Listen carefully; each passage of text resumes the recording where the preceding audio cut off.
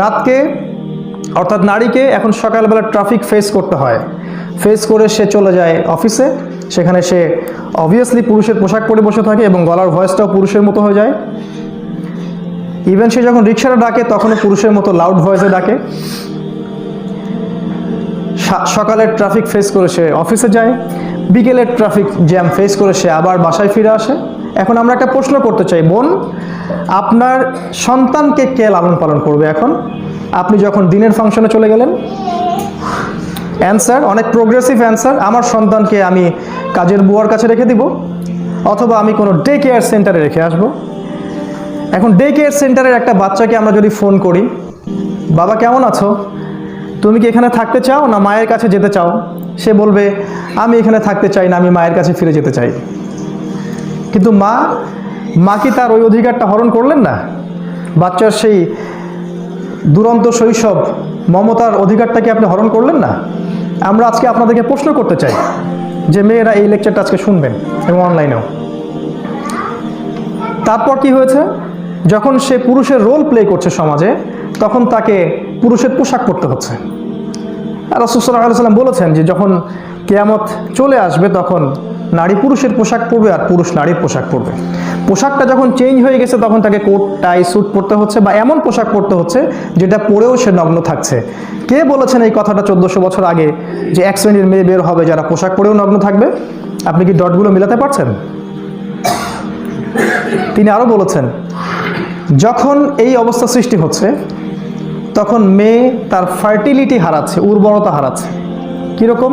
সে এখন আর 4টা 5টা 6টা সন্তান জন্ম দিতে পারে না, কারণ সে যখন দিনের রোল প্লে করতে গেছে, পুরুষের রোল প্লে করতে গেছে, তখন তার উর্বরতা হারিয়েছে, সে তার নারীত্ব হারিয়েছে।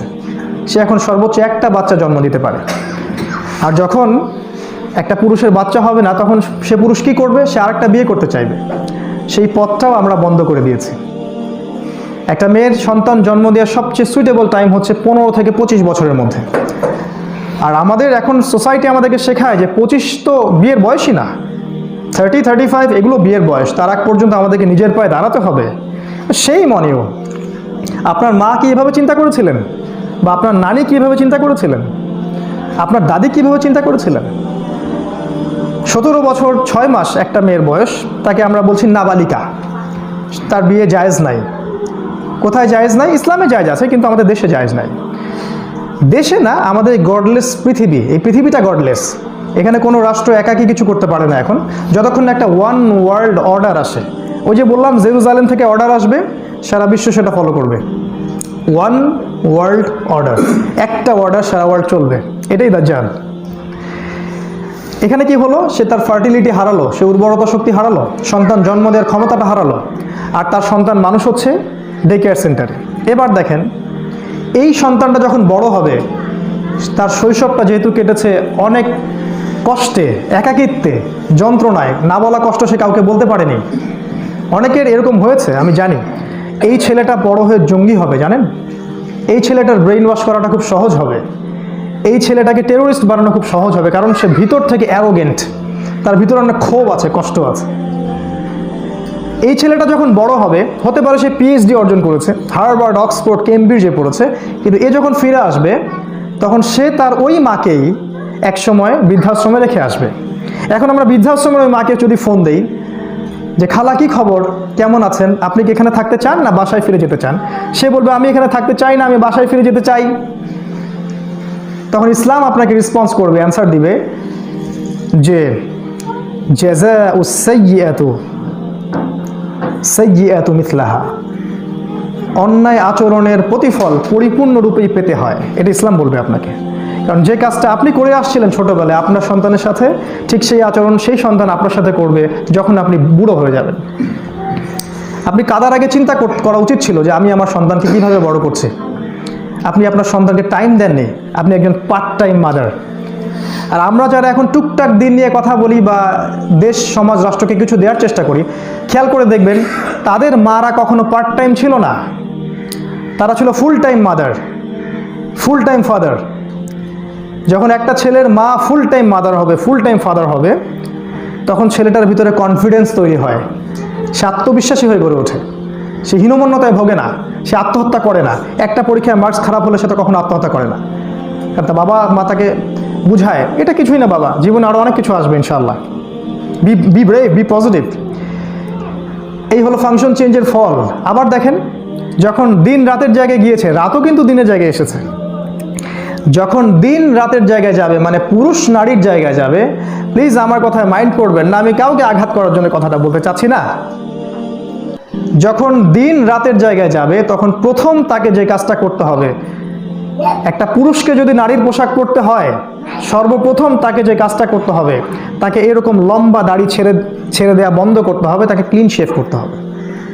এটা হচ্ছে প্রথম ফাংশন, প্রথম স্টেপ, যে একটা দিন রাতের দিকে যাচ্ছে, একটা পুরুষ নারীর দিকে যাচ্ছে। তাকে সমাজের ফাংশনের মধ্যে নারীর আসনগুলোয় বসতে হবে, নারীকে উপরে তুলে দিয়ে তাকে ইয়েস স্যার করতে হবে। আমরা বলছি না তাদের ইন্টেলেক্ট নাই, নারীরা অবুঝ, তাদের ইন্টেলেক্ট নাই, এটা বলছি না আমরা মূল ফাংশনটা বলছি। কোরআন নারীকে অনেক উঁচু জায়গায় স্থাপন করেছে, এগুলো নিয়ে পড়ার ভাবার সময় তো নাই। এই হলো দিনের ফাংশন। আবার একটা ব্যাপার আছে, যখন দিন রাতের মধ্যে আর আগ্রহ খুঁজে পাচ্ছে না, আর দিন যখন মেয়েদের মতো পোশাক পরছে, মেয়েদের মতো কথা বলছে, মেয়েদের মতো চলাফেরা করছে, তখন দিনকে আকর্ষণ করছে, তখন পুরুষকে আকর্ষণ করছে। আর যখন পুরুষকে আকর্ষণ করবে, তখন সমাজে হোমোসেক্সুয়ালিটি বা সমকামিতা বাড়বে। কে বলেছেন এই কথাটা 1400 বছর আগে? যে আমার উম্মতের মধ্যে আমি সবচেয়ে বেশি যে জিনিসটা ভয় পাই, সেটা হলো গোপন শিরক এবং সমকামিতা। কে বলেছেন এই কথাটা 1400 বছর আগে? This is Akhiruz Zaman, welcome to Akhiruz Zaman. আপনি হয়তো ভাবছেন এটা কেমন কথা, ঢাকায় তাদের সংগঠন আছে যারা সমকামী, রংপুরে তাদের কর্মী আছে যারা সমকামী। আপনার সন্তানের দিকে খেয়াল রাখবেন, ফাংশন চেঞ্জ হয়ে গেছে। আবার দেখেন, যখন মেয়েকে তার ফাংশন চেঞ্জ করে পুরুষের জায়গায় আসতে হবে, তখন তাকে পুরুষের মতো পোশাক পরে বের হতে হবে, এবং এমন পোশাক পরতে হবে যেটা নগ্ন, যেটা পরলে তার শরীরের সমস্ত কাঠামোই বোঝা যায়। তখন সমাজে জিনা বাড়তে থাকবে। কেন বাড়তে থাকবে? কারণ আল্লাহ পাকের সবচেয়ে সুন্দর ক্রিয়েশন হচ্ছে নারী। আল্লাহ পাকের এই মহাবিশ্বের সবচেয়ে সুন্দর ক্রিয়েশন হচ্ছে নারী। তাই যখন মেয়েকে আমরা এইভাবে নামিয়ে নিয়ে আসবো ফেমিনিস্ট রেভলিউশনের নামে, তখন সমাজের পুরুষেরা তার দিকে খারাপ দৃষ্টিতে তাকাবে। তখন অ্যাক্সিডেন্ট ঘটবে, বিবাহ বহির্ভূত প্রেম হবে, জিনা হবে, ব্যভিচার হবে, ধর্ষণ বাড়বে। এগুলো কোনো র্যাব পুলিশ আইন দিয়ে ঠেকানো যাবে না, কারণ ফাংশনই হচ্ছে এটা যে সুন্দরের দিকে ছেলেদের আকর্ষণ যাবে। আরও সমস্যা হচ্ছে, আমরা বিবাহ কঠিন করে দিয়েছি এবং জিনা ব্যভিচারকে উন্মুক্ত করে দিয়েছি। আর আমাদের যে পশ্চিমা মডার্ন মডার্ন ওয়েস্টার্ন সিভিলাইজেশন, জগতের যত খারাপ বিষয়গুলো ওখান থেকে আসে, যেমন পর্নোগ্রাফি, যেমন সেক্সুয়াল রেভলিউশন, যেমন সমকামিতা, ওদের ওখানে জায়েজ, ওদের ওখানে সার্টিফিকেট দেওয়া হয়। রিবা, সুদ, ব্যাংকিং সিস্টেম, এই সব কিছু কিন্তু ওই দিক থেকে আসে। মেবি এটাই হতে পারে মিথ্যা সূর্যোদয়, যেটা পশ্চিম দিক থেকে উঠবে। রাসূল সাল্লাল্লাহু আলাইহি ওয়াসাল্লাম বলেছিলেন। এই ফাংশনটা চেঞ্জ করার ফলে, একটা ফাংশন চেঞ্জ করার ফলে কত সমস্যার সৃষ্টি হয়েছে। যখন নারী পুরুষের জায়গায় চলে আসছে, তখন জিনা বেড়েছে, ধর্ষণ বেড়েছে, ব্যভিচার বেড়েছে, এর ফলে হত্যা বেড়েছে, এর ফলে সমকামিতা বেড়েছে। এক পর্যায়ে পুরুষের দিকে আর আকর্ষণ খুঁজে পায়নি, তখন বাচ্চাদের দিকে এগ্রেশন হয়েছে। এখন চাইল্ড অ্যাবিউজিং হচ্ছে, এখন বাচ্চাদের প্রতি সেক্সুয়াল হ্যারাসমেন্ট করা হচ্ছে। এরপরে কি হবে? এরপরেও একটা ঘটনা ঘটবে, এরপরেও একটা স্টেজ আসবে, যেটা রাসূল সাল্লাল্লাহু আলাইহি ওয়াসাল্লাম বলেছেন। আমি আজকে আপনাদেরকে বলছি কি হবে এরপরে মানুষ বাচ্চাদেরকেও ছেড়ে দিবে, নারীর কাছেও আর মজা পাবে না, তৃপ্তি পাবে না, পুরুষের কাছেও আর তৃপ্তি পাবে না, কারণ আল্লাহ পাক এদেরকে ধ্বংস করে দিবেন, শীঘ্রই আযাব আসবে। এরপরে মানুষ গবাদি পশু, জানোয়ারের সাথে জিনা করবে রাস্তাঘাটে। এটা প্রফেসাইড বাই মুহাম্মদ সাল্লাল্লাহু আলাইহি ওয়াসাল্লাম, এটা হবে। আমরা বলতে চাই সিস্টার, এই সমস্ত সমস্যাগুলোর গোড়া কোনটা? I hope you don't mind, sometimes I get angry, কখনো কখনো আমি রাগ হই, এটাতে মাইন্ড করবেন না। এই সমস্ত সমস্যাগুলোর গোড়া কোনটা? গোড়া হচ্ছে ওই ফাংশনটা চেঞ্জ করা। রাতকে আমরা দিনের জায়গায় নিয়ে আসছি আর দিনকে রাতের জায়গায় নিয়ে গেছি, ব্যাস, দ্যাটস অল।